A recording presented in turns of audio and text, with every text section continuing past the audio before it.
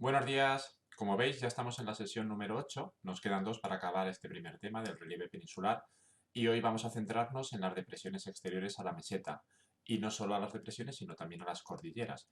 Es decir, de todos aquellos relieves de la península ibérica que se encuentran más allá de los rebordes montañosos de la meseta. Pues bien, vamos a empezar entonces hablando de las depresiones, que como vemos aquí en el siguiente mapa físico de la península ibérica, en amarillo las vemos a las dos. Son dos. Por un lado, la depresión del río Ebro y por otro lado, la depresión del río Guadalquivir, ambas externas al relieve montañoso que bordea la meseta central. Entonces, características generales de estas dos grandes depresiones. Para ambas, ¿valen? ¿De acuerdo? Por un lado, las vemos aquí. Forma triangular, ¿de acuerdo? Desde la cabecera del río se va abriendo, y la base del triángulo sería ya lo que es el lugar de costa. Dos, bueno, pues fueron formadas en la era terciaria. La depresión del Ebro, paralelamente a la elevación de los Pirineos, se levantan los Pirineos y se hunde este otro sector, y a la inversa se levantan las cordilleras béticas y se hunde este otro sector, ¿de acuerdo? ¿Qué les va a pasar? Que luego estas depresiones van a quedar rellenas con potentes espesores de sedimentos, pero ya en el terciario, una vez que se han levantado los relieves periféricos, Pirineos y las sierras béticas, comienza a actuar la erosión y la erosión va a ir rellenando esas grandes cuencas hasta que quedan completamente colmatadas de sedimentos, ¿de acuerdo? Eso sucede dentro de los últimos 10 millones de años hasta la actualidad, porque sigue funcionando. Tiene el principio de subsidencia, es decir, los fondos de estas depresiones van a ir hundiéndose progresivamente bajo el peso de los sedimentos. Se van acumulando capas y capas de sedimentos procedentes de las montañas más altas y se van a hundir, pues como decimos, progresivamente. Y por último, en unas y otras, los relieves son horizontales.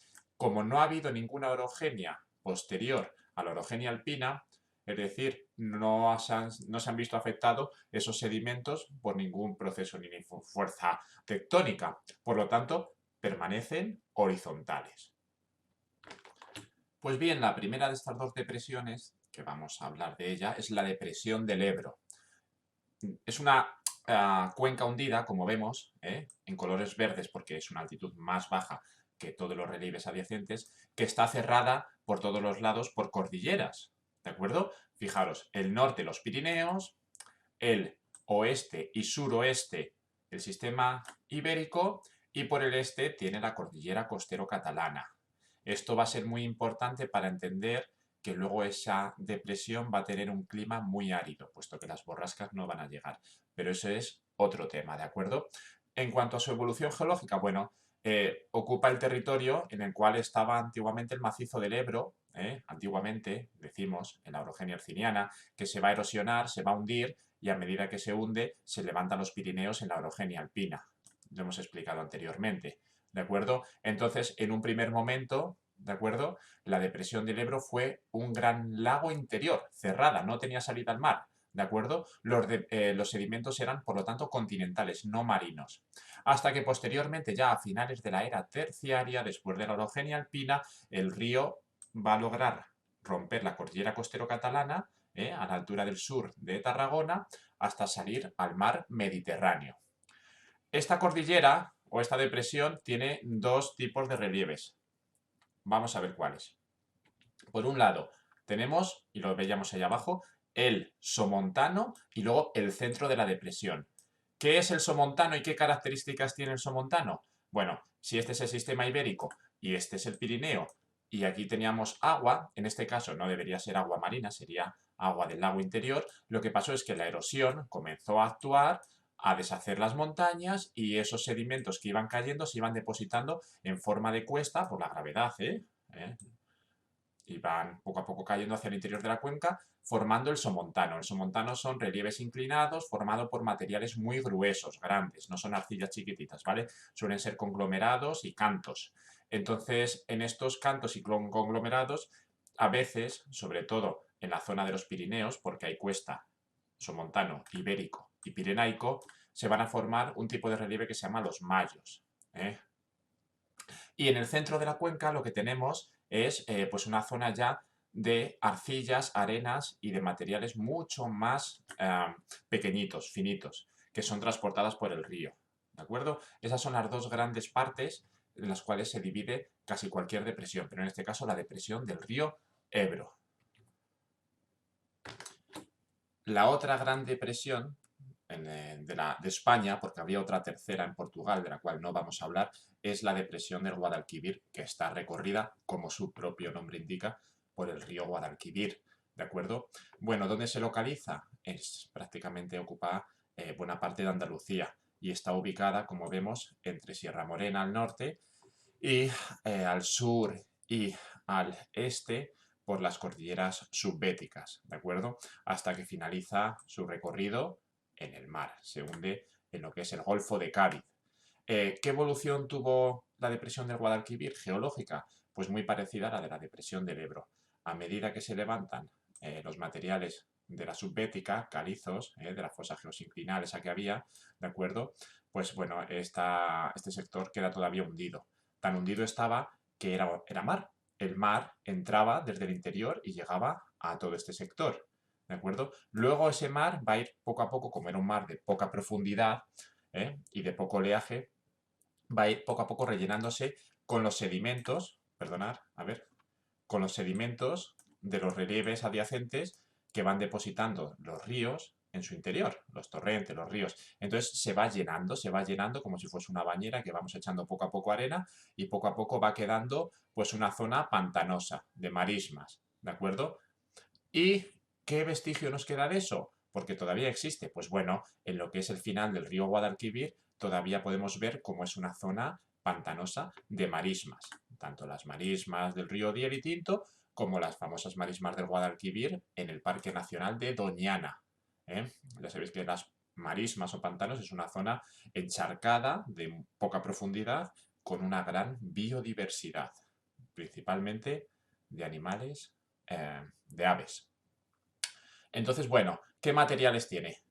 Pues bueno, son sedimentarios, pero en este caso, y a diferencia de la del Ebro, son de origen marino, porque decíamos que estaba abierta al mar.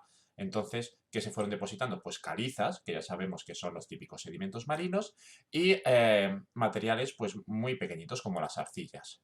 El relieve de la depresión del Guadalquivir, pues sobre arcillas, materiales blandos, os podéis imaginar que es un relieve de campiñas.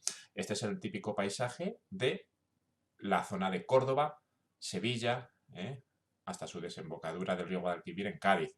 Pues lomas en las cuales se encajan pequeños arroyos de materiales muy blanditos y así durante muchos kilómetros. Bueno, pero vamos a dejarnos de depresiones, que nos vamos a deprimir y vamos a empezar a hablar ya de relieves prominentes, como las cordilleras. De hecho, van a ser tan prominentes que van a ser las dos cordilleras más altas de la península ibérica. ¿eh? Nos estamos refiriendo a las cordilleras exteriores a la meseta o de la meseta. Vamos a darle al mapa para que veamos cuáles son. Nos referimos a los Pirineos, con su continuación en los Montes Vascos y en la costera catalana, y nos referimos a la cordillera bética, penibética, subbética, que en realidad en este mapita la concluyen aquí, pero habría que estirarlo hasta el mismo Cabo de la Nao, al norte de Alicante. Incluso muchos dicen que podríamos considerar las sierras de las Islas Baleares como propiamente subbéticas también, porque si fijáis, vemos la alineación montañosa que continúa en línea recta hasta aflorar por debajo del mar. ¿De acuerdo? Bueno, entonces, ¿qué podemos decir de las cordilleras exteriores a modo general? Bueno, pues mirad, que son esas dos que hemos mencionado y que se formaron, aquí lo tenemos, en la orogénesis alpina. ¿Qué génesis tiene? Pues bueno, eran los sedimentos de las fosas o geosinclinales que se habían formado en la era secundaria y que se habían rellenado con sedimentos de origen marino, tanto calizas como arcillas, margas, ¿de acuerdo? Y cuando va a venir África desde el sur en la orogenia alpina, va a comprimir esos materiales y los va a aplastar contra lo que eran los antiguos macizos esféricos mucho más duros, que actuaban como topes, ¿no? Y van a formar cordilleras muy altas, ¿vale? Pirineos y los sistemas béticos y penibéticos son las clásicas cordilleras ya relevantes, como los Alpes o incluso el Himalaya, sin llegar a esas altitudes, pero sí son las montañas con más aspecto de montaña que tenemos aquí en la península ibérica. Bueno, este es el mapa que os hemos enseñado anteriormente. Centrémonos ahora en los Pirineos, la primera de las cordilleras exteriores de la meseta. Bueno, pues de los Pirineos lo que tenéis que saber es que está ocupando el istmo que sitúa entre Francia y España, el que conecta la península ibérica con el resto de Europa, y que se divide en tres partes, ¿de acuerdo? Vamos a ver cuáles. En un primer momento, o en la primera de ellas, la conocida como eje o zona axial, es decir, la zona central, la tenemos aquí en color verde. ¿Qué decir de ella? Bueno, pues esta parte son rocas no calizas del secundario, sino son rocas del Paleozoico, primarias, ácidas, silíceas. Siempre digo la retahíla, pero es para que lo vayáis memorizando y recordando en vuestras neuronas, ¿de acuerdo? ¿Por qué? Bueno, pues porque es una parte del macizo de Aquitania, que estaba por el norte, que va a quedar, debido a esas fuerzas tan brutales de compresión, pues levantada y luego se erosionan las calizas que había por encima y queda, pues eso, ¿de acuerdo? Si lo miramos aquí, lo podemos entender. Esta es la zona del Pirineo axial, con esos puntitos que dicen que son granitos y cuarcitas del Paleozoico, y las calizas anteriormente cubrirían por aquí toda la montaña, pero con la erosión y cuanto más alto, más erosión, pues se han ido deshaciendo y al final aparecen, por debajo de las calizas han aparecido estos materiales. Estos materiales corresponden, o esta zona del Pirineo, a los lugares más altos del mismo, a la zona de las montañas como los Montes Malditos, estamos hablando del macizo del Possets, del Aneto, que es la montaña más alta de los Pirineos, con 3.404 metros. Estos lugares son tan altos que durante las últimas glaciaciones del Cuaternario pues tuvieron glaciares. Y al tener glaciares, pues el hielo ha roto el relieve, por esa forma, esa fuerza que tiene de condensarse cuando está en el interior de la roca y de deshacerla, como vimos cuando hablábamos del relieve granítico, formando relieves pues muy abruptos, como pongo ahí, ¿vale? Por la acción del hielo, fijaros, ¿eh? Estamos hablando de relieves pues con crestas, con acantilados, este es el Aneto. Y aquí está el famoso paso de Mahoma, que tiene que subir cualquier valiente que quiera enfrentarse a la montaña más alta de los Pirineos.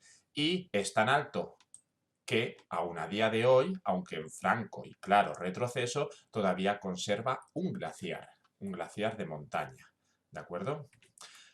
¿Qué lugares tenemos también? Bueno, pues lo que decíamos, luego tenemos las sierras o el Prepirineo, que se divide en dos, sierras interiores, pegadito al eje axial, y más allá de de la depresión media, las sierras exteriores.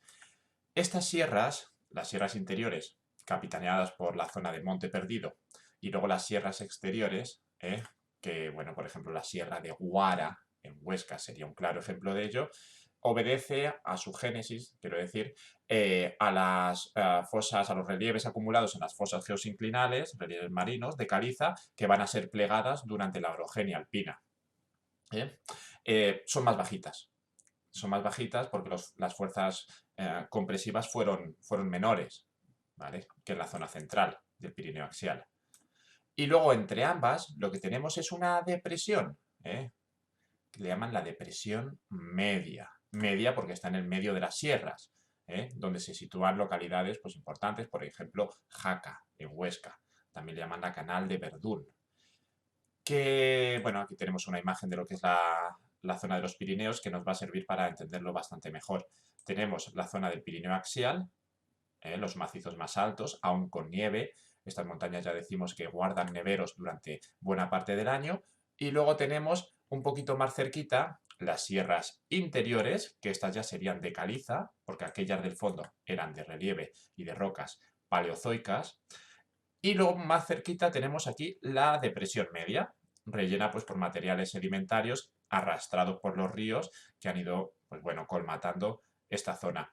Y desde donde estamos, aquí, bueno, la foto está tomada desde las sierras exteriores. Por eso estamos altos, ¿de acuerdo? O sea, estaría otra sierra por detrás desde la perspectiva del que os está hablando. ¿Y qué deciros de la cordillera costero-catalana? Bueno, la cordillera costero-catalana, que se ubica en lo que es Cataluña, prácticamente la totalidad de la misma está en esa comunidad autónoma, la tenemos, es una transformación de los Pirineos, es una parte de los Pirineos que ha quedado deformada y que ha quedado dispuesta en un sentido diferente al mismo. Si los Pirineos van de este a oeste, aquí vemos que vamos del suroeste a noreste, ¿de acuerdo? Va a quedar separada de los Pirineos por un campo de fallas, que por esas fallas van a fluir materiales magmáticos del interior de la Tierra, formando un área volcánica, que lo vemos aquí. Pirineos arriba, cordillera costero, y entre medias el campo de Olot, que se llama zona volcánica, una de las cuantas zonas volcánicas que tenemos en la península ibérica.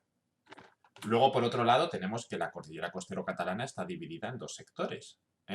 Tenemos una mitad norte, ¿de acuerdo?, que está formada por materiales paleozoicos, ya que se corresponden con lo que era un antiguo macizo, que se llamaba el antiguo macizo catalano-balear, herciniano, que fueron levantados durante la orogenia alpina. Entonces son materiales tipo granito, gneiss, cuarcita y pizarras.